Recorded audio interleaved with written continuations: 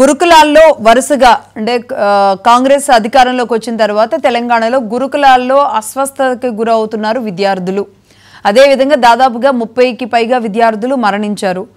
ముఖ్యంగా అది విషాహారం అవుతుందా లేదంటే ఇంకేదైనా అనారోగ్య సమస్యలు అవుతుందా ఏం జరుగుతుందో తెలియడం లేదు. దాదాపుగా ఏ నెలకు ఆ నెల బీఆర్ఎస్ పార్టీ దీనికి సంబంధించి ప్రెస్ మీట్లు పెడుతుంది. అయితే ఇప్పుడు ఆర్ఎస్ ప్రవీణ్ కుమార్ గారు అప్పుడు గురుకులాల డైరెక్టర్గా ఉన్నారు. ఆయన ఐపీఎస్గా ఉండి ఆయన డైరెక్టర్గా బాధ్యతలు తీసుకోవడం, కేసీఆర్ గారు వచ్చిన తర్వాత ఆ బాధ్యతలు ఆయనకి ఇచ్చడం, అవునన్నా కాదన్నా ఆయన దాన్ని చాలా బాగానే నిర్వర్తించిన పరిస్థితి ఉంది. ఈసారి కాంగ్రెస్లో ఉన్నప్పుడు కూడా కాంగ్రెస్ అధికారంలోకి వచ్చిన తర్వాత కూడా ఆయనకి అలాంటి ఆఫర్ వెళ్ళింది. అయినప్పటికీ ఆయన దాన్ని తీసుకున్నట్టు కనిపించలేదు. ఆర్ఎస్ ప్రవీణ్ కుమార్ గారు బీఆర్ఎస్ పార్టీకి వెళ్ళారు. ఆయన బహుజన సమాజ్ పార్టీ నుంచి అటువైపు వెళ్ళారు. మొత్తంగా ఇప్పుడు ఆర్ఎస్ ప్రవీణ్ కుమార్ గారు కూడా ఇదే అంశాన్ని దృఢంగా వినిపిస్తున్నారు. గురుకులాలు మొత్తం సర్వనాశనం అయిపోయినాయి అని. అయితే ఆయన డైరెక్టర్గా బయటకు వచ్చిన తర్వాత కూడా ఇదే ఆరోపణలు బీఆర్ఎస్ పార్టీ మీద ఆనాడు చేశారు. ఇప్పుడు ఆయన వర్షను ఆనాడు జరిగిందే ఈనాడు జరిగింది అనేదా, కాదు గురుకులాలు ఇప్పుడు మాత్రమే జరుగుతుందనేదా ఒకటైతే, హరీష్ రావు గారు, సబితేంద్రారెడ్డి గారు లాంటి వాళ్ళు అనేక గురుకులాలని వెళ్ళి సందర్శించి కూడా వచ్చారు. విద్యార్థులు కూడా ఆందోళన చేస్తున్నారు, బయటకు వస్తున్నారు, అక్కడ పరిస్థితులు చెప్తున్నారు. కాంగ్రెస్ పార్టీ నుంచి అయితే ఇప్పటివరకు రేవంత్ రెడ్డి గారు కానీ మిగతా నాయకులు కానీ పెద్దగా వెళ్ళిన దాఖలాలు లేవు. కానీ నిన్న సీతక్క గారు మాట్లాడుతూ గురుకులాలలో అస్వస్థత వెనుక, ఇన్ని చోట్ల ఇన్ని ఘటనలు జరగడం వెనుక ఏదో ఒక కుట్ర ఉంది, దాన్ని వెలికి తీసే ప్రయత్నంలో ఉన్నామంటున్నారు.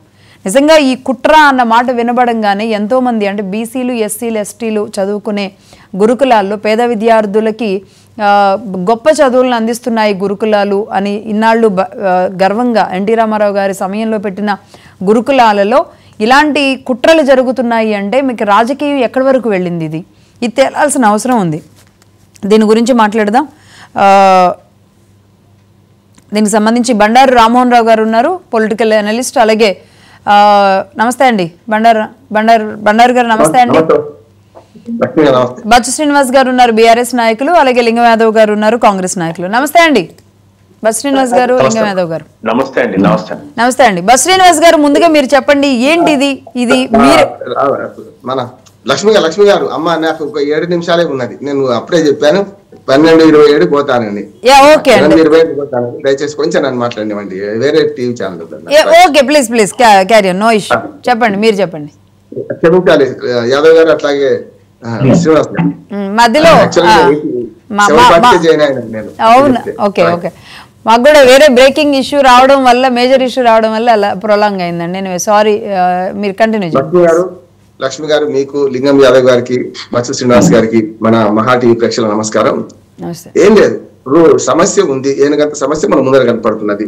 విద్యార్థులు పిట్టల్లో రాలిపోతున్నారు.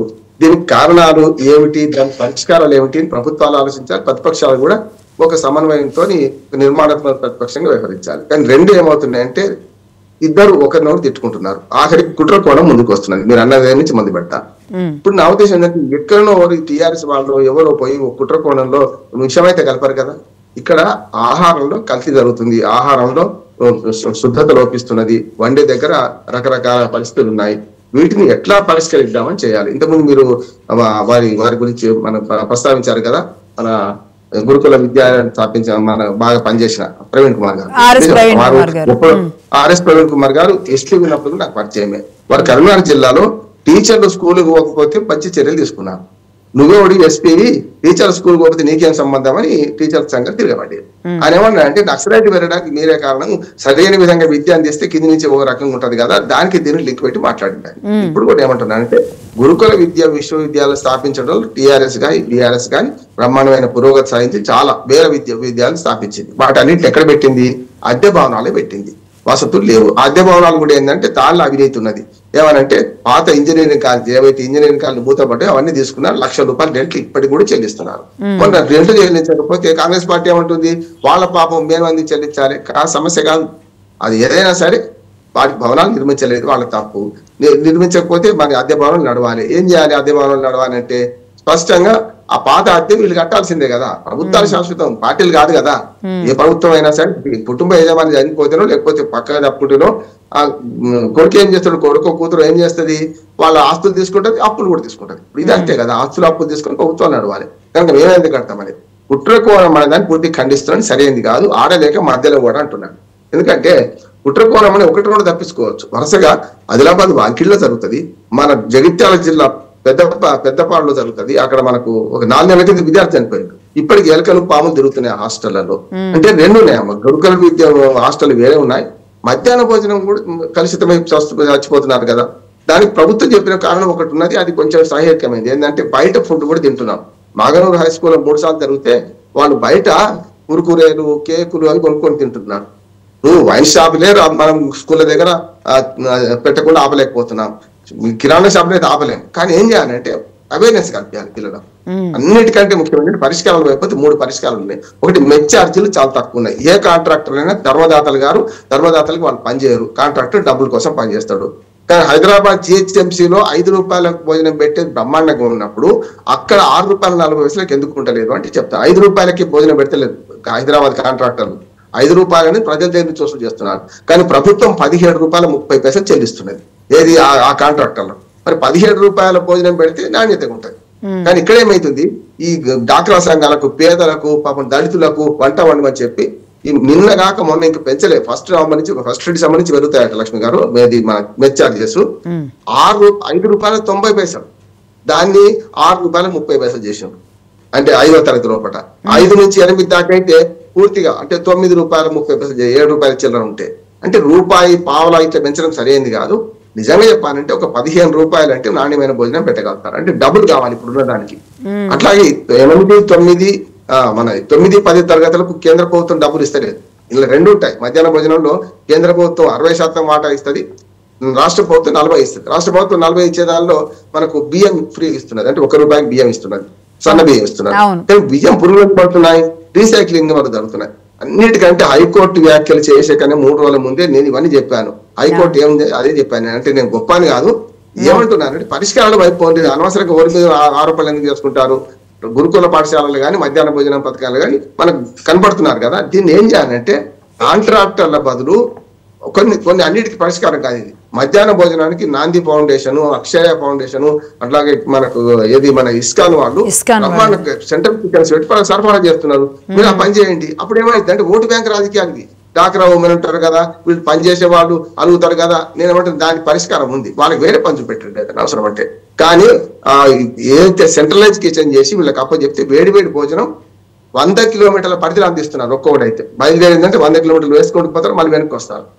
రెండవది, హాస్టళ్లలో మాత్రం అట్లా చేయలేను. కానీ అప్పుడు జిల్లాకు, చిన్న జిల్లాలో ఏంటి లక్ష్మి గారు, జిల్లాకు సెంట్రల్ కిచెన్ పెట్టి అక్కడి నుంచి ఆహార పదార్థాలు ఉదయం టిఫిన్, మధ్యాహ్నం భోజనం, సాయంత్రం మళ్ళీ టిఫిన్ భోజనం అంది వచ్చి అంటున్నాను. అంటే మనసుండే మార్గం ఉంటది. ఇది అంతా విడిచిపెట్టి ఇవాళ మెస్ ఛార్జీలు పెంచరు, 5 రూపాయల 4 పైసలకి ఎవరైనా గది నీళ్ళ చారు లేకుంటే కలుషిత ఆహారం పెడతారు. ఇంకోటి, ఆహార భద్రతా నియమాలను కూడా పాటించినట్టు FSC ఉంది కదా, FSSI ఉంది కదా, మన ఆహార ఫుడ్ ఇన్స్పెక్టర్ అనే వాళ్ళం. మనం ఇప్పుడేమో ఫుడ్ సేఫ్టీ ఆఫీసర్స్ అంటున్నాం. ప్రతి హాస్టల్కు ఒక తనిఖీ బృందాన్ని పెట్టండి. ఇప్పుడు నిద్ర చేస్తా అంటున్నారు కదా TRS వాళ్ళు కూడా పరిష్కారాలు చెప్పండి. ప్రవీణ్ కుమార్ గారు గతంలో అనుభవజ్ఞుడు, ఆయన మంచివాడు, కాలేజీలు పెట్టాడు, తర్వాత TRS విభేదించాడు, బయటకు పోయి మళ్ళీ ఇప్పుడు అక్కడికి వచ్చాడు, దొరగడ్డి బద్దలు కొడతా అన్నాడు. ఇప్పుడు ఆయన కూడా కమిటీ వేసుకొని తిప్పుతున్నారు కదా. పరిష్కారాలు చేయండి. ఇప్పుడు విమర్శ కోసం పోతే వాళ్ళ మీద వీళ్ళ మీద విమర్శ చేస్తారు. గతంలో అంటే ఇంత పెద్ద అలజడి ఇన్ని నెలల నుంచి అంటే స్లోగా వస్తుంది అంటే నిజంగా అంటే అలాంటి కుట్ర చేసేలాంటి సాహసం ఏ పార్టీలైనా చేస్తాయి. కుట్ర చేస్తున్నారని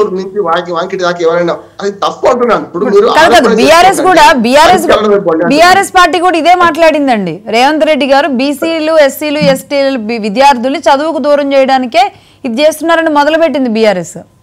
నేను ఒక్క మాట చెప్పి ముగిస్తాయి లక్ష్మి గారు. ఏం లేదు, దళితులు పేదల ప్రాణాలు అయితే వాళ్ళకు ఓట్లు లేవు కనుక వాళ్ళని కూడా పట్టించుకుంటారు. ఎవరికి ఓట్లు తల్లిదండ్రులకు ఉన్నాయి, పిల్లలకు లేదు. పిల్లలకు ఓట్లు ఉంటే ఇప్పుడు వాళ్ళ ఓటే లేకపోతే ఓటు హక్కు అనేది ఒక మనిషికి ఒకే ఓటు అని అంబేద్కర్ గారు ఇప్పుడు కాదు రాజ్యాంగం రాసేటప్పుడు చెప్పిండు. లేకపోతే ఒక మనిషికి ఒక విలువ ఉండాలి, ఒక ఓటు ఉండాలి. ఆ ఓటు అందరికి హక్కు, సార్వజనిక ఓటు హక్కు వచ్చింది కనుకనే వాళ్ళ పేదల వాళ్ళకు ప్రజలు నాయకులు పార్టీలు పోతున్నాయి. పిల్లలకు లేదు కనుక పిల్లల హక్కులు ఎవరికైనా రక్షించాలి, మనమే కదా, మన మీడియా మనమే కదా. నేనేమంటున్నానంటే ప్రభుత్వాన్ని నా విన్నపం ఏంటంటే దీన్ని అనవసరంగా రాజకీయ ప్రజల్లో చూడకండి. పిల్లల ప్రాణాల కంటే ఎక్కువ కాదు. మీరు రాజకీయం పక్కన పెట్టి ఈ ఒక్క విషయంలో మిగతా అన్ని ఏమైనా చేసుకోండి. మీరు 9 ఆరోపణలు తిట్టుకోండి, కానీ ఈ ఒక్క విషయంలో లింగ వ్యాధి వారికి సహా నేను విజ్ఞప్తి చేస్తున్నా ఏంటంటే ప్రభుత్వం సీరియస్ గా తీసుకోండి, దీన్ని అనవసరంగా ప్రతిపక్షాల మీద ఎట్టి ఊరుకోకండి, పరిష్కారం వైపు పోండి అని విజ్ఞప్తి చేస్తున్నా. మనం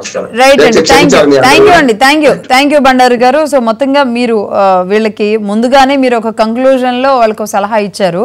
బచ్చు శ్రీనివాస్ గారు మీరేమంటారు?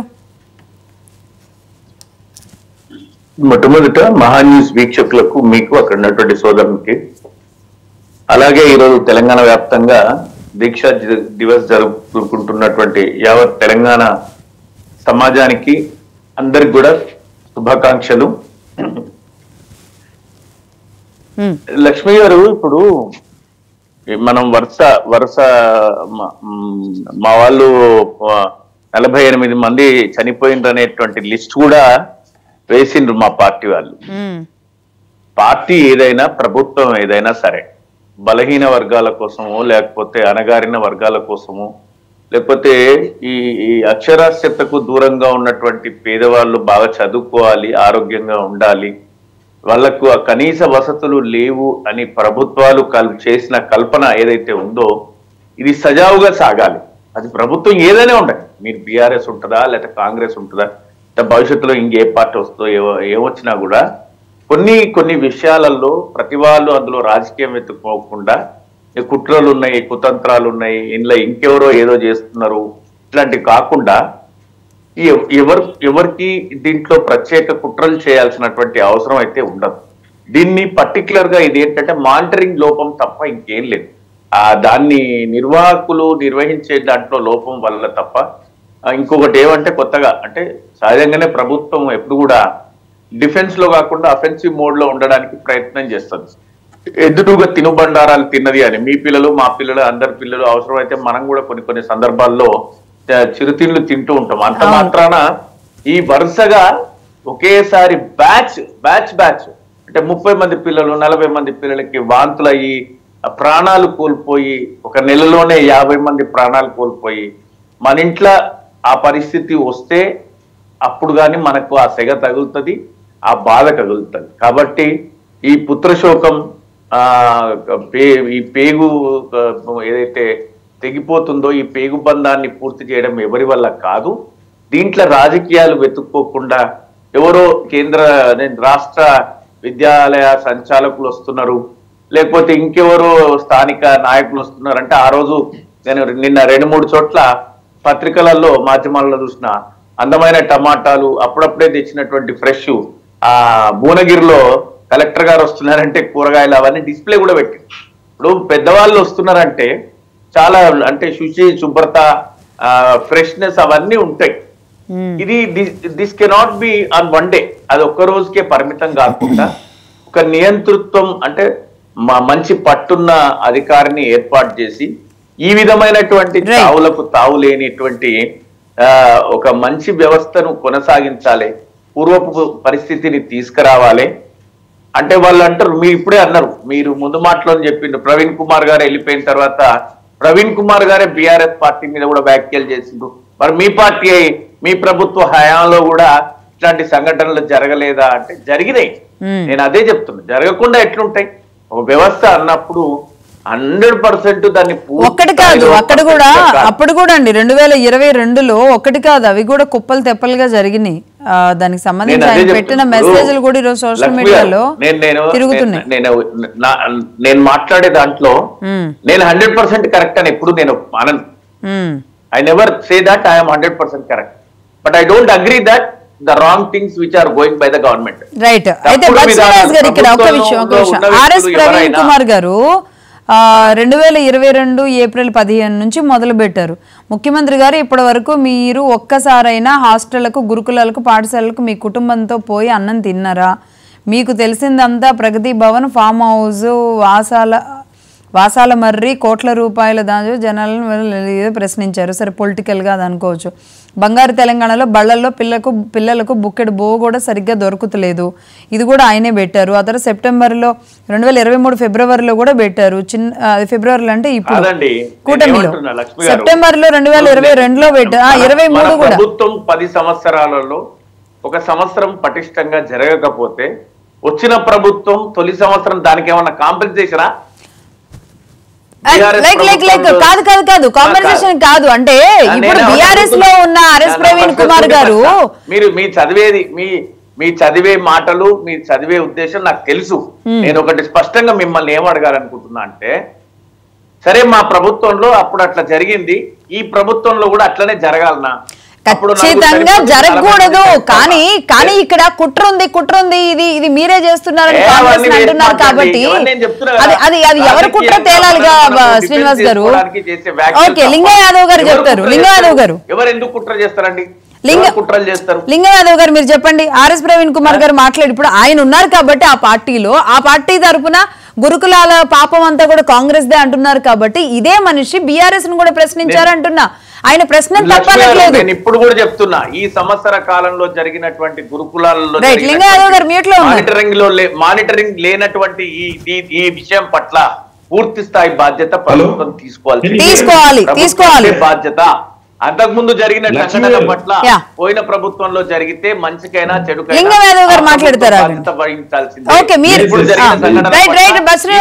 బాధ్యత వహించాల్సింది. రాబోయే రోజులలో లింగం యాదవ్ గారు కంటిన్యూ చేయాలి కాంగ్రెస్ పార్టీ.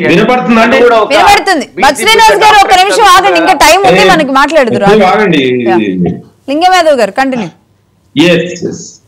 గుడ్ మార్నింగ్ అండి మీకు, పెద్దలకు, డెఫినెట్ కూడా అంటే ఇవాళ కాంగ్రెస్ ప్రజాప్రభుత్వం గౌరవనీయ ముఖ్యమంత్రి రేవంత్ రెడ్డి గారు అధికారం చేపట్టిన తర్వాత గత 10 ఏళ్లుగా తెలంగాణని పరిపాలించినటువంటి కేసీఆర్ నియంతృత్వంలో తెలంగాణలో ప్రత్యేకించి విద్యా వ్యవస్థ ఒక 20-30 సంవత్సరాలు వెనకబడిపోయింది. ఇవాళ మన అందరం చూసిన 10 ఏళ్లలో కనీసం ఒక టీచర్ రిక్రూట్మెంట్, ఒక జేఎల్, డిఎల్, ఒక యూనివర్సిటీ రిక్రూట్మెంట్ చేయకుండా బడ్జెట్ ను కూడా విద్యకు తగ్గించినటువంటి చరిత్ర గత పాలకులది. ఇవాళ ఈ ప్రజాప్రభుత్వం ఇవాళ ముఖ్యమంత్రి రేవంత్ రెడ్డి గారి ఆధ్వర్యంలో ఇవాళ విద్యకు ప్రథమ ప్రాధాన్యత ఇస్తూ బడ్జెట్ ను పెంచుతూ అదే విధంగా ఇవాళ విద్యా కమిషన్ ఏర్పాటు చేస్తూ మొన్ననే వీసీల రిక్రూట్మెంట్ ఏర్పాటు చేస్తూ మన టీచర్ రిక్రూట్మెంట్ తో పాటు ఎప్పటి నుంచో పెండింగ్ లో ఉన్న 10 ఏళ్ల నుంచి పిల్లలకు విద్యార్థులకు డైట్ ఛార్జీలు, కాస్మోటిక్ ఛార్జీలు ఒక్కసారి కూడా పెంచినటువంటి కేసీఆర్ ఈ ప్రభుత్వం 10 నెలల్లోనే ఇవాళ మొన్ననే కాస్మోటిక్ డైట్ ఛార్జీలు కూడా పెంచడం జరిగింది. వాళ్ళని ఏమంటున్నా అంటే ఇవాళ కేసీఆర్ పరిపాలనలో ఏ విధంగా జరిగింది, ఇవాళ ఈ ప్రభుత్వం విద్యని ఏ విధంగా ఇవాళ మీరు చేసినటువంటి వ్యవస్థ నిర్వాహకాన్ని ఇవాళ పునర్నిర్మిస్తున్నాం, ఇవాళ హాస్టల్ కడుతున్నాం, విద్యార్థులకు మెరుగైన ఒక క్వాలిటీ ఎడ్యుకేషన్ అందించాలనే ఒక సదుద్దేశంతో ఈ ప్రజా ప్రభుత్వం ముందుకెళ్తుంది. ఇక మీరన్నట్టు హాస్టల్లో జరిగినటువంటి ఘటనలు ఏదైతే మీరు చెప్పారో గత కొన్ని రోజులుగా ఇది సిరీస్ ఆఫ్ ఈవెంట్స్ గా ఇవి జరుగుతున్నాయి. దీని మీద ఎవరైనా ఒక బాధ్యతాయుతమైనటువంటి ప్రభుత్వం, ఒక బాధ్యతాయుతమైనటువంటి ప్రతిపక్ష నాయకులు కూడా ఈ ప్రభుత్వానికి సలహాలు సూచనలు ఇవ్వాలి. ఏ విధంగా ఇవి అంతే తప్ప దీని పేరు మీద రాజకీయాలు చేసి ప్రభుత్వాన్ని బదనాం చేయాలని, అందుకే దీంట్లో ఒక కుట్ర కోణం కనబడుతుంది. ఎందుకు అంటే ఇవాళ ఒకటే స్కూల్లో సిరీస్ ఆఫ్ ఈవెంట్స్ జరగడం, ఇవాళ ఈ ప్రజాప్రభుత్వం ఏర్పడిన తర్వాత మొదటి నుంచి ఈ అధికారాన్ని 10 ఏళ్లుగా అనుభవించి అధికారమే శాశ్వతం అనుకున్నటువంటి కేసీఆర్ ఫ్యామిలీ, కేటీఆర్ ఇవాళ ఈ ప్రభుత్వం మీద కుట్రలు జరుగుతుంది. ఈ కుట్రలకి ఇది ఒకటే కాదండి, అంటే మీరు మొదటి నుంచి ప్రభుత్వం ఏర్పడిన మొదటి నుంచి కూడా ఏదో ఒక రకంగా ప్రభుత్వాన్ని బదనాం చేయాలి, ప్రభుత్వాన్ని అబాస్ పాలు చేయాలనే ఒక దురుద్దేశంతో ఈ కేటీఆర్ బీఆర్ఎస్ నాయకులు పనిచేస్తున్నారని చాలా స్పష్టం. అది మనకు ప్రభుత్వాన్ని ఎలక్ట్ అయిన తర్వాత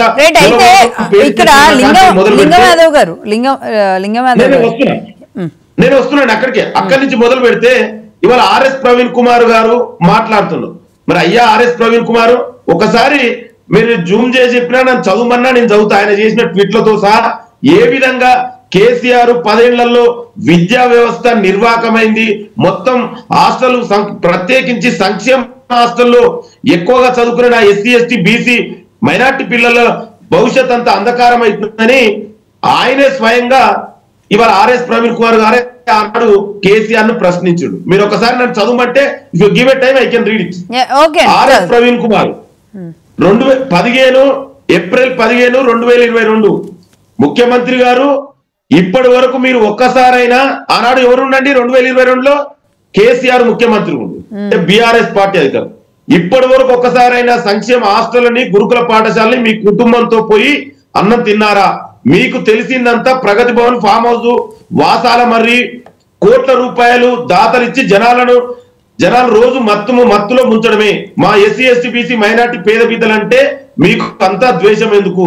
ఇంకొకటి, జూలై 5, 2022 ఆనాడు ఎవరుండండి ముఖ్యమంత్రిగా? కేసీఆర్.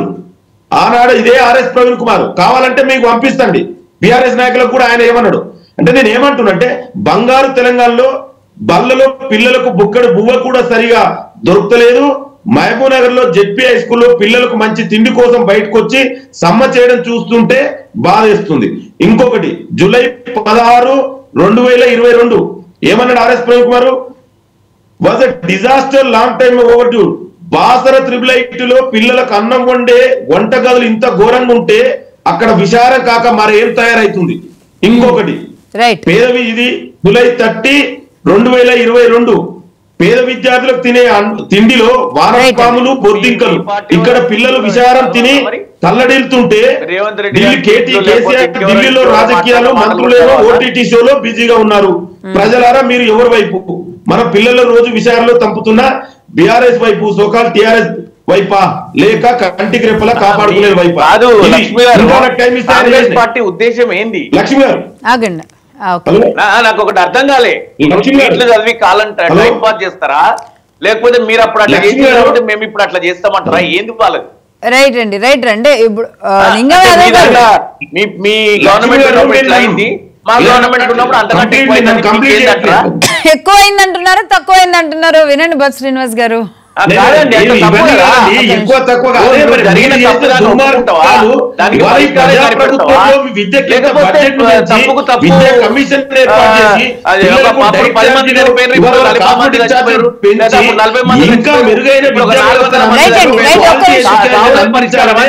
ఉద్దేశంతో పోతున్నాం. ఇక్కడ జరిగిన కన్సర్న్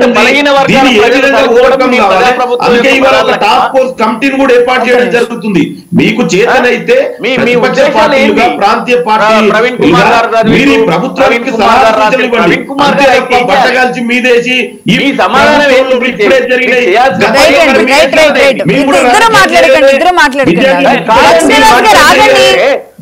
మాట్లాడినప్పుడు ఆయన మాట్లాడలేదు కదా. ఆగండి ఒక నిమిషం మీరు ఆగండి. వాటి తీసండి. కాదు లక్ష్మి గారు, తను మాట్లాడుతున్నాడు, నేను విన్నా. అదేదో ట్వీట్లు మొత్తం ఆర్ఎస్ ప్రవీణ్ కుమార్ గారి 23 సంవత్సరాల ట్వీట్లన్నీ నేను చదువుతా అంటే 23 సంవత్సరాలు ఏం కాదండి, 23 సంవత్సరాలు ఏం కాదు, 2 సంవత్సరాల్లో కాదండి. దానివల్ల ఏంటి ప్రయోజనం? మాట్లాడలే కదా. ఒక్క నిమిషం కాకపోతే నువ్వు మాట్లాడి నువ్వేం చేస్తావు అండి? తెలిసినప్పుడు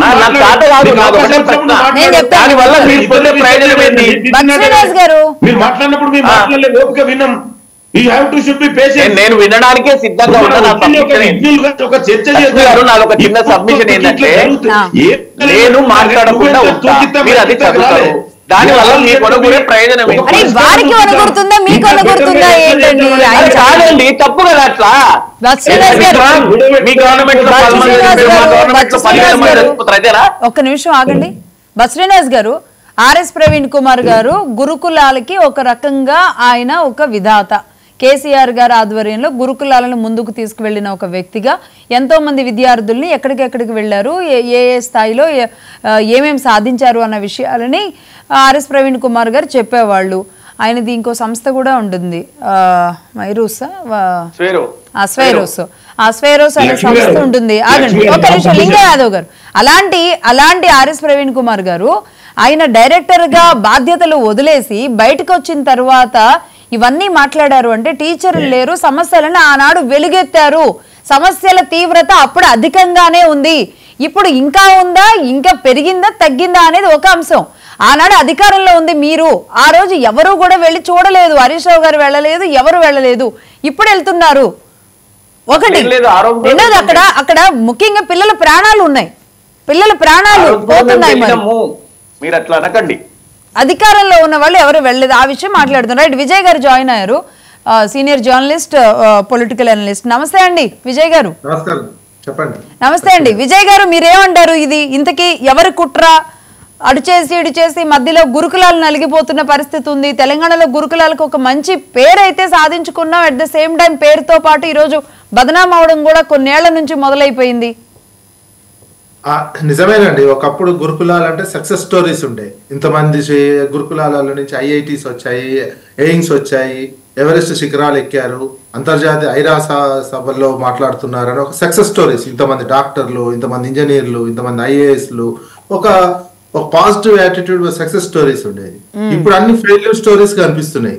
ఈ గురుకులాలలో ఇంతమంది చనిపోయారు, ఈ గురుకులలో ఇంతమంది అస్వస్థతకు, ఇక్కడ పురుగులు వస్తున్నాయి, ఇక్కడ పాము కాట్లు అవుతున్నాయి, ఇక్కడ అనారోగ్యానికి గురైపోయినారు, ఇట్లాంటి స్టోరీసే మొత్తం వస్తున్నటువంటి సిచ్యువేషన్. మధ్యాహ్న భోజనానికి మొత్తం విద్యా వ్యవస్థకు సంబంధించినటువంటిది. దాదాపు ఈ సంవత్సర కాలం, ఈ మధ్య కాలంలోనే అన్నం విషాహారంగా మారి 850 మంది వరకు లేదు ఈ మధ్య కాలం కాదు, దాదాపుగా 2020 ఒక్క నిమిషం నేను విజయ్ గారికి ఒక ప్రశ్న అడగలను. అనలిస్ట్ అని వచ్చిన వ్యక్తి నర విజయ్ గారు బీఆర్ఎస్ అని వ్యక్తి కూడా బాగుంటది బహుశా. ఎందుకంటే నేను ఒకసారి చూపి ఒకసారి అన్నగారు కూడా మీ ద్వారా కూడా కేసీఆర్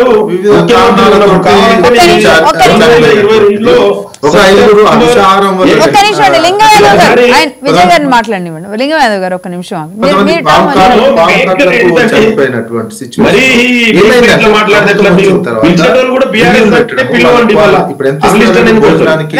ఒక్క నిమిషం ఆయన మాట్లాడినివ్వండి.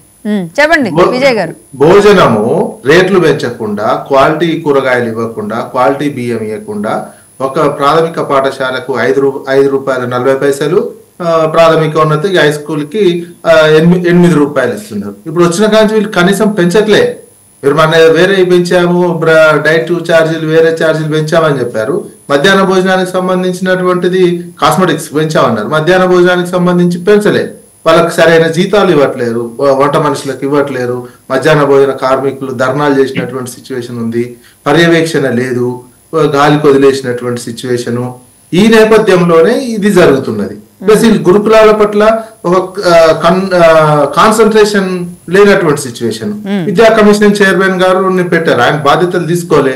మురళి గారు గాన స్పందించట్లేదు. నిన్న నుంచి వెళ్తున్నారు హాస్టల్కి వెళ్ళి పర్యవేక్షణ. ఒక టాస్క్ ఫోర్స్ నిర్ణయించారు. అంటే ఇంతమంది ఇబ్బందులు పడితే ఇప్పుడు ప్రతి జిల్లాలో రోజుకో సంఘటన జరుగుతున్నది. ఈ ఆహారానికి కల్తీ ఆహారం కలుస్తుంది, అన్నం సరిగా ఉండట్లేదు, పుస్తకాలు కొన్ని చోట్ల పుస్తకాలు కూడా అందలేదనేది. అంటే ప్రభుత్వము పట్టించుకోవడంలో నిర్లక్ష్యం వహిస్తుంది. విద్యాశాఖకు మంత్రి లేరు, విద్యాశాఖ కూడా సీఎం చేతుల్లోనే ఉంది, మంత్రివర్గ విస్తరణ అన్ని వాళ్ళే ఉన్నారు. సీఎంఏ ఎక్కువ శాఖలు దృష్టి పెట్టి పర్యవేక్షించడం వల్ల విద్యాశాఖ నిర్లక్ష్యానికి గురవుతున్నది. వాళ్ళు ఇంకో కొత్త కాన్సెప్ట్ తీసుకున్నారు, మండలానికి ఇంటర్నేషనల్ స్థాయి గురుకుల మోడల్ అనేది. అది ఎక్కడ ఇంప్లిమెంటేషన్, దానికి సంబంధించిన పూర్తి ఎక్కడ ఉండాలి, ఏంటి ఉండాలి అనేది ఒక క్లారిటీ లేనటువంటి విషయము. ఈ అన్ని గురుకులాలను ఏంటంటే క్రమంగా ఈ గురుకులాలను కూడా తీసేసి ఆ మండలానికి ఇంటర్నేషనల్ స్కూల్లో పెట్టాలని ఒక కాన్సెప్ట్ పెట్టుకోవడంతో దీని పట్ల నిర్లక్ష్యం. ఇప్పటివరకు ఏంటి, ఉత్సాహంగా పోయేటువంటి విద్యార్థులు ఇక్కడ నుంచి అక్కడ ఇట్లాంటి పరిస్థితులు కల్పిస్తే ఈ గురుకులాలు ఇక పోవద్దు, అడ్మిషన్స్ మనం సరిగా ఉండట్లేవని క్రమంగా విత్డ్రా కావాలి అందులో. విజయ్ గారు ఒకటి చెప్పిన, ఒక పార్టీ ప్రభుత్వం అధికారంలోకి వచ్చిన తర్వాత, నేను ఇప్పుడు ఆర్ఎస్ ప్రవీణ్ కుమార్ గారి టాపిక్ ఎందుకు తీశానంటే, బొత్స శ్రీనివాస్ గారు దీనివల్ల ఏం లాభం అంటున్నారు. గురుకులాల డైరెక్టర్ గా ఈ స్థాయి విజయం సాధించామని చెప్పిన వ్యక్తే అందులో తప్పులు దొరుకుతున్నాయి అన్నప్పుడు ఇలా బయటకు వచ్చి ఆందోళనలు ఎవరు చేయలేదు, ఇప్పుడు మాత్రం ఆందోళన చేస్తున్నారు. సీతక్క గారు అన్నారు, ఎవరో బయట నుంచి గురుకులాలతో సంబంధాలు ఉన్న వాళ్లతో కుట్రలు జరిపిస్తున్నారు అని ఒక మంత్రి గారే స్వయంగా చెప్పారు.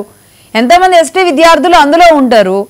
అంటే ఒకవేళ నిర్వీర్యం చేయాలి అనుకుంటే ఒక ప్రభుత్వం డైరెక్ట్ గా ఒక నిర్ణయం తీసుకోగలదు కదా, ఒక హైడ్రా ఒక మూసీ తీసుకున్నట్టు. అదేనండి, అట్లా నిర్ణయం ఒకవేళ బయట వాళ్ళు కుట్ర చేస్తున్నారంటే మీ వైఫల్యం. బయట వాళ్ళ మీద ఇంత పెద్ద వ్యవస్థ పెట్టుకొని ఇంకెవరో కుట్ర చేస్తున్నారని ప్రభుత్వం చేతగానితనమే అవుతుంది. అది ప్రభుత్వ వైఫల్యం కింద వస్తుంది. నీకు ఇంత పెద్ద వ్యవస్థ ఉందండి, ఇంతమంది వ్యవస్థ పెట్టుకొని బయట వాళ్ళు ఒకరు ఇద్దరు కుట్ర చేస్తే వ్యవస్థ కుప్పకూలిపోయేటట్టుందంటే మీ పర్యవేక్షణ లేకనే కదా. ఎగ్జాక్ట్లీ, అది ఆ పాయింట్ మీద లింగం యాదవ్ గారు ఏం చెప్తారు? లింగం యాదవ్ గారు మీరేమంటారు? నేను అదేంటున్నంటే, అంటే ఇవాళ కేసీఆర్ 10 ఏళ్ల పాలన నేను ఇంత ముందుకే చెప్పిన, మరొకసారి నేను ఒక విజువల్స్ కూడా చూపిస్తా. ఇదే ఆసిఫాబాద్ జిల్లాలో 2022 సెప్టెంబర్ లో 17 విద్యార్థులు ఎస్టీ విద్యార్థులు ఉన్నటువంటి హాస్టల్లో చదువుతున్న విద్యార్థులు ఈ ప్రభుత్వాన్ని మీరు బెటర్ పరిపాలన చెప్పనివ్వండి ఆయన చెప్పనివ్వండి. అరే మీరు వాట్ ఇస్ దిస్ అండి, ఐ డోంట్ ఇంటరప్టెడ్. మీరు ఇట్లా మాట్లాడుకుంటే నేను కూడా ఇంటరప్ట్ చేస్తా కదా. ఇవాళ విజయ్ గారు మాట్లాడుతున్నారు, అనలిస్ట్ అనే వ్యక్తి వచ్చి. ఇవాళ ఆయన అనలిస్ట్ అయినా బీఆర్ఎస్ నాయకులైనా మాకేం పెద్ద సమస్య కాదు. నేను పర్సనల్ టార్గెట్ ఆయన చెప్తున్నారు, మీరు చెప్పండి లింగం యాదవ్.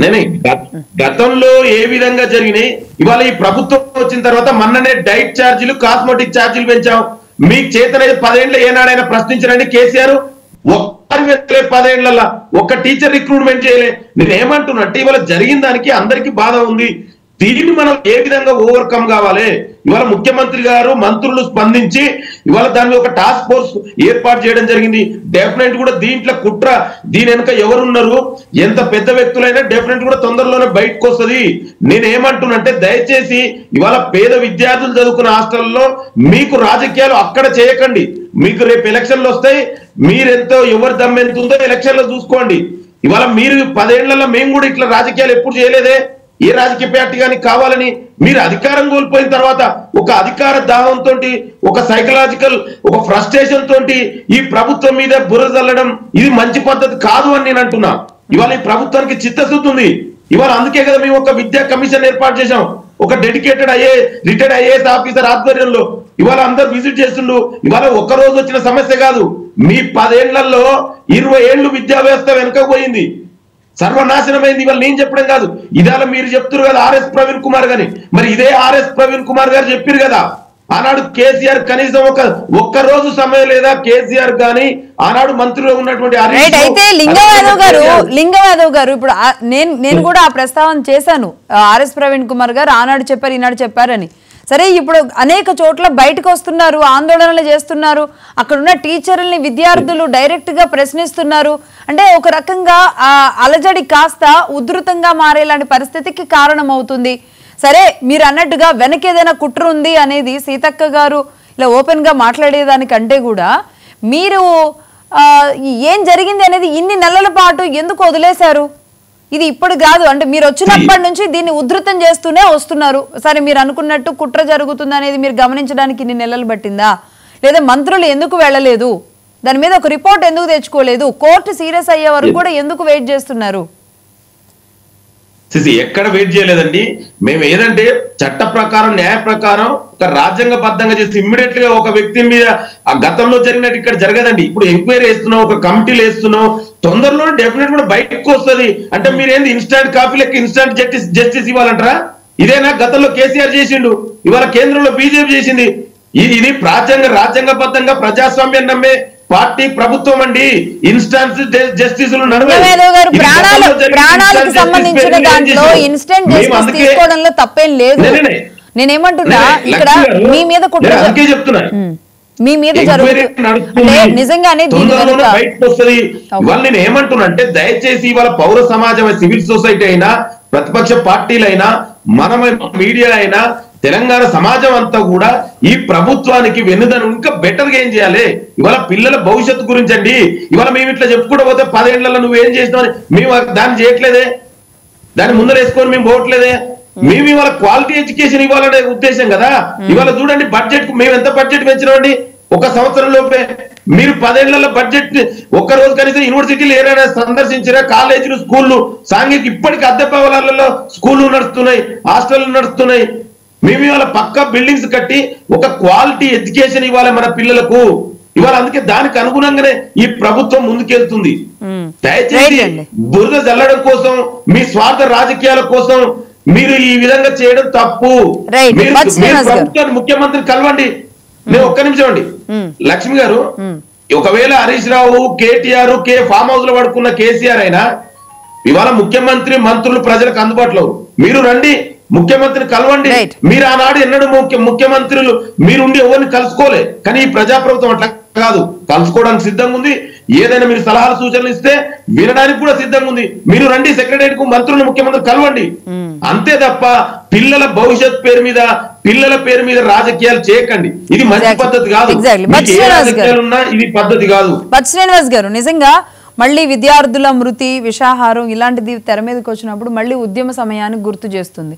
ఆ రోజు బలిదానాలు చేసుకున్న విద్యార్థులు, సరే స్వయంగా బలిదానాలు చేసుకున్న విద్యార్థులు, ఆత్మహత్య చేసుకున్నది 1200 మంది విద్యార్థులు, ఇవాళ వీళ్ళు చనిపోయారు, నిన్న వాళ్ళు చనిపోయారు, ఇలా ఆ సమయంలో విన్న వార్తలు మళ్ళీ ఈరోజు గురుకులాల్లో వింటున్నాము అంటే ఇది భయంకరమైన ఒక పరిస్థితికి కారణంగా మారుతుంది. ఇది మళ్ళీ తెలంగాణలో ఒక ఉద్రిక్తమైన పరిస్థితులకి కారణం కాబోతుందా అన్నది వస్తుంది. లింగం యాదవ్ గారు చెప్పినట్లుగా ఇలాంటి విషయాల్లో, విద్యార్థుల విషయాల్లో, ఇప్పుడు తెలంగాణ రాష్ట్రం అయింది, మీరే పాలించుకుంటున్నారు. మేబీ కేసీఆర్ గారు కాకపోయినా రేవంత్ రెడ్డి గారు తెలంగాణ ఆరిజినే కదా, మహబూబ్ నగర్ బిడ్డే కదా, మీ తెలంగాణ వాళ్ళే పాలిస్తున్నారు. అదే మీ ఎజెండా అయినప్పుడు మీ తెలంగాణ వ్యక్తులతో, మీ తెలంగాణ ముఖ్యమంత్రితో మీరెళ్ళి మాట్లాడి మీ బిడ్డల్ని ఎందుకు కాపాడుకోకూడదు? ప్రశాంత వాతావరణంలో ఎందుకు ముందుకెళ్ళకూడదు? అంటే నాకు ఒకటి అర్థమే కావటంలే, ప్రశాంత వాతావరణంలో మాట్లాడడానికి ఏముందండి? అలా ప్రశాంత వాతావరణంలో మాట్లాడేది ఏముంది? చెప్తున్నాం కదా, ఆ ప్రభుత్వానికి ఒక ఇంటెలిజెన్స్ ఉంటది, రోజు ఇన్ఫర్మేషన్ వస్తుంది, దాంతో పాటు ప్రతిపక్షాలు రోజు గొంతెత్తి అరుస్తున్నాయి. ఇంకా మళ్ళా ప్రశాంత వాతావరణం ఏంది? జరిగిన తప్పిదాలను సరిదిద్దుకునే ప్రయత్నం చేయాలి, ఇమ్మీడియట్ గా ఇన్స్టాంట్ గా మానిటరింగ్ చేయాలి. అక్కడ ఉన్నటువంటి వాటి మీద ఏదైనా అవకతవకలు ఉంటే చూడాలి. నేను పొద్దున ఒక ఛానల్లో క్లిప్పింగ్ చూసిన, ముద్ద అన్నం పెట్టి దాని మీద ఇంత చారేస్తే పిల్లలందరూ తీసుకుపోయి గోడెనకాల పడేస్తున్నారు. ఇది మానుకోవాలా? ఇది రాకుండా చూసుకోవాల్సిన ప్రభుత్వము శాంతియుతంగా, ఇదేమన్నా పాకిస్తాన్, ఇండో పాకిస్తాన్ చర్చలా అనండి? ఇండో బంగ్లాదేశ్, ఇండో చైనా చర్చలా ఇవేమన్నా? శాంతియుత వాతావరణంలో మాట్లాడుకోవడానికి ఎందుకు మాట్లాడకూడదు? మాట్లాడకూడదు ఒక కన్న తల్లిదండ్రులకు సంబంధించి కాబట్టి తిరిగి తీసుకురాలేని ముఖ్యమంత్రి, ఒక తండ్రి, అక్కడ ఉన్న ప్రధానోపాధ్యాయుడు, కూడా పిల్లలు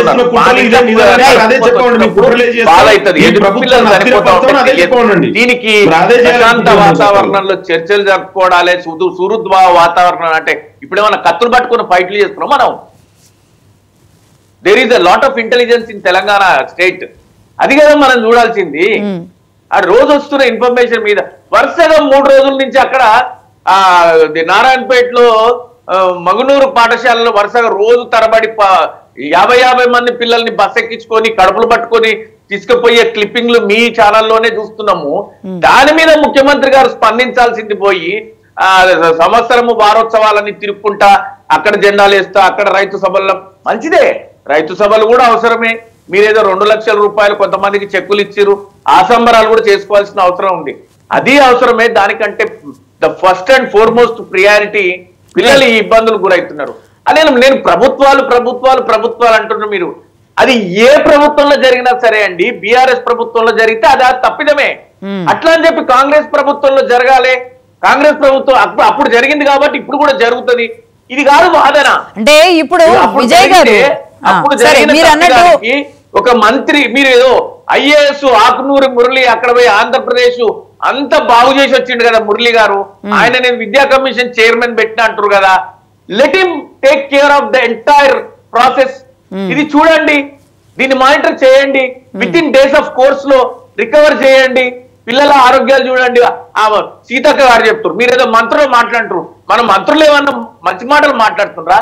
ఒక ఆమె తిడతది అడ్డగోలుగా, ఇంకో ఆమె వచ్చి ఎవరో కుట్ర చేస్తున్నా, ఇవే అనండి. వాళ్ళు కూడా తల్లులే, వాళ్ళ పిల్లలకు మనవలు కూడా ఉన్నట్టున్నారు. వాళ్ళకి పిల్లలు చనిపోతున్నంటే వాళ్ళు వచ్చి మాట్లాడుతున్న మాటలు మీడియా ముందు, నేను ఒక మేల్ వచ్చి మాట్లాడుతూ కూడా నేను ఫీల్ కాకపోతుంటే, ఒక ఫిమేల్ వచ్చి ఇట్లాంటి మాటలు, మహిళా మంత్రులు వచ్చి పిల్లల చావుల పట్ల ఇట్లాంటి రాజకీయాలు మాట్లాడుతూ అందులో ఎవరో కుట్ర కోణాలు చేస్తున్నారు, ఎవరు చార్లు పోయి కలిపొస్తున్నారు, అంటే పురుగుల మంది కలిపొస్తున్నారు. ఇది ఒక్కటి చెప్పలేదు మీరు.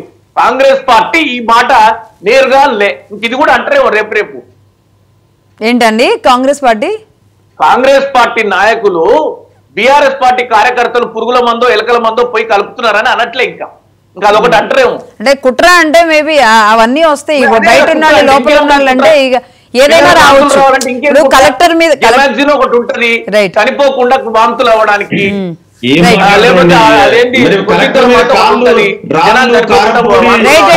దాడి చేసినప్పుడు ఏం మాట్లాడతారండి? సబ్జెక్ట్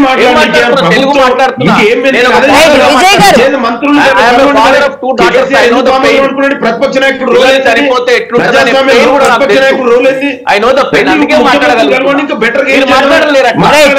చర్చించండి మంత్రులతో. మా మంత్రులు అది చేత గారు విమర్శలు ఏది హరీష్ రావు గారికి ఏమొస్తుంది? రైట్ బత్సరాజ్ గారు మీరు కాదండి ఇక్కడ పిల్లల విషయంలో తల్లికి తండ్రికి అనేది తేడా ఉండదు. ఇప్పుడు మీరు అన్నారు కదా I have 2 daughters I know the pain అని. సో అట్లాగే అందరికీ ఆ పెయిన్ తెలుస్తుంది. దానికి ఫీమేల్ మంత్రి మేల్ మంత్రి కూడా అవసరం లేదు. కానీ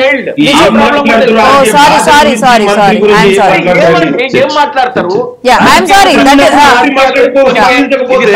ఎవరు మాట్లాడతారండి? మీరు ప్రతి దాంట్లో మంత్రులు మాట్లాడకపోతే ఆడబిడ్డల మీదనే ఒక దీని మీద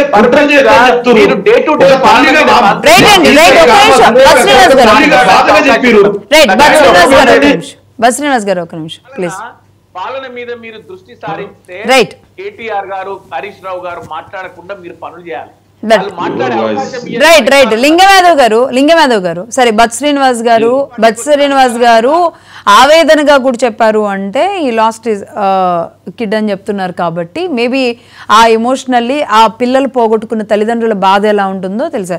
అలాగే అంటే బత్ శ్రీనివాస్ గారు విజయ్ గారు కూడా ఇంకా బాగా తెలుసు. మీరు కూడా లింగమాధవ్ గారు కూడా ఉద్యమ నాయకులు. తెలంగాణ ఉద్యమం ఎలా సాగిందో 1200 మంది విద్యార్థుల పోగొట్టుకున్నప్పుడు ఆ తల్లిదండ్రులకు కూడా అదే పెయిన్ అదే బాధ జరిగింది. విజయ్ గారు ఎందుకు మళ్ళీ అంటే కేసీఆర్ గారు అధికారంలో లేనప్పుడు ఎందుకు ఈ ఉధృతమైన పరిస్థితుల గురించి మాట్లాడుకోవాల్సి వస్తుంది? కలెక్టర్ మీద ఇంత బండరాళ్ళు పట్టుకొని దాడి చేసే ఇలాంటి సిచ్యువేషన్కి, లేదంటే ఇంతమంది బిడ్డలు చనిపోతున్నారు అనే దానికి కారణం ఏంటి? ఈ అలజడి ఏంటి? ఈ భయాలు ఏంటి? పరిపాలనకు సంబంధించి ప్రజలు తిరుగుబాటు కదా ఇది. అన్ని వెనక్కి తీసుకురుగా కలెక్టర్ మీద దాడి చేసే బీఆర్ఎస్ అధికారంలో లేకపోతే ఎలా ఉంటది అని చెప్పడమా? ప్రభుత్వం ఏంటంటే కాన్సన్ట్రేషన్ పెట్టిలో ప్రజల అభిప్రాయాలను పరిగణలోకి తీసుకోకుండా ఏం చేసినా చెల్లుబాటు అవుతుంది అనేది ఒక ధోరణితోటి నిర్ణయాలు తీసుకున్నట్టు కనిపిస్తుంది. ఇప్పుడు లగ్చర్లలో వెనక్కి పోయారు, అదే ఇథనాల్ ఫ్యాక్టరీది వెనక్కి పోయినటువంటిది. ఇప్పుడు హాస్టల్ పిల్లలది స్కూల్ పిల్లలది ఇప్పుడు ఈ పరిస్థితి రేపటి ఇవి ఉధృతమవుతుంది. ఈ విద్యార్థులది కూడా ఉధృతమవుతుంది. వీళ్ళు కనుక ఏమంటే యాక్షన్ తీసుకొని ఏమంటే ముందు ఏంది 5 రూపాయలకు ఇవన్నీ ఇస్తున్నారండి ప్రాథమిక విద్యార్థులకు. దాన్ని పెంచాలి, ముందు క్వాలిటీ పెంచాల్సినటువంటి క్వాలిటీ పెంచితే మీరు ఆటోమేటిక్ అన్ని సెట్ అవుతాయి. వాళ్ళకి ఎందుకు పెంచలేదు? మధ్యాహ్న భోజనం చేసే కార్మికులు మన కొద్ది రోజుల వరకు ధర్నాలు చేశారు, వాళ్ళకి మాకు ఇస్తలేరు సరిగా జీతాలు అనేది. ఈ అన్నిటి మీద ఇవన్నీ వచ్చిన వెంటనే కాన్సన్ట్రేషన్ చేస్తే ఇవన్నీ అయిపోతుండే. ఈ 10 నెలల నుంచి ఏం చేసిర్రు? బూతులు తిట్లు దీని కేంద్రంగానే పరిపాలన కొనసాగించారు. మీరు ఇట్లాంటి అభివృద్ధి సంక్షేమ అంశమే నిరంతరం కేంద్రంగా పరిపాలన కొనసాగిస్తే ఇది రాకపోతుండేది.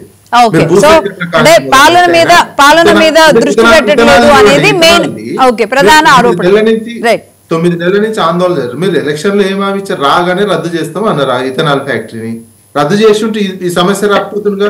ఇక్కడ ఫార్మా ఈ కార్ వేస్తే ఎమ్మటే రాగానే రద్దు చేశారు కదా, అవసరం లేదు మాకు నిర్వహించాల్సినటువంటి అవసరం లేదని హైదరాబాద్ లో. మరి అదే విధంగా ఇథనాల్ ఎందుకు రద్దు చేయలేదు? 9 నెలల నుంచి ఆందోళన చేసి దాకొచ్చింది. కార్డు కార్ దగ్గర పెట్టే కార్ దాకా పోయినటువంటి సిచ్యువేషన్. అందుకే ఏంటంటే ఎప్పటికప్పుడు వాళ్ళ పరిపాలన గ్రిప్ లేక పరిపాలన ఎట్లా చేయాలి ఏంది అనేది ఒక రకమైన విధి విధానాలు తీసుకోవడంలో నిరంతరం ప్రజల్లో పరిపాలన వైఫల్యం కనిపిస్తుంది ఇక్కడ. రైట్ అండి, 1 minute కంక్లూడ్ చేయండి లింగమాధవ్ గారు. నెక్స్ట్ ఎలాంటి స్టెప్స్ తీసుకోబోతున్నారు మీరు? డెఫినెట్ గా అండి, ఇవాళ ముఖ్యమంత్రి మంత్రులు ఇమీడియట్ గా రియాక్ట్ అయ్యారు. దానికి అనుగుణంగా ఇవాళ టాస్క్ ఫోర్స్ కమిటీ కూడా ఏర్పాటు చేయడం జరిగింది. తొందరలోనే దీని ఎన్నుకున్న ఎవరున్నారు, ఏ కుట్ర జరుగుతుంది తొందరలోనే బయట పెడతాం. నేను మీ టీవీ ఛానల్ ద్వారా మరొకసారి తెలంగాణ పౌర సమాజానికి, అదే విధంగా ప్రతిపక్ష పార్టీ నాయకులకు పార్టీలకు నేను విజ్ఞప్తి చేసిందంటే దయచేసి పిల్లల భవిష్యత్తు మీద మీరు స్వార్థ రాజకీయాలు చేయకండి. మీకు చేతనైతే మీరు ముఖ్యమంత్రి మంత్రులు కలుసుకోండి, ఏ విధంగా ఇంకా బెటర్ గా ఇవాళ ముందుకెళ్లాలనే ఆలోచనలు సూచనలు ఇవ్వండి. మీ 10 ఏళ్లలో నిర్వాకం చేసిరు, విద్యా వ్యవస్థని సర్వనాశనం చేసిరు కదా. ఇవాళ తెలంగాణలో విద్యా వ్యవస్థని పునర్నిర్మాణం జరుగుతుంది. ఇవాళ దయచేసి మేము ఈ పునర్నిర్మాణంలో తెలంగాణ పౌర సమాజం అందరూ కూడా పాల్పంచుకోండి.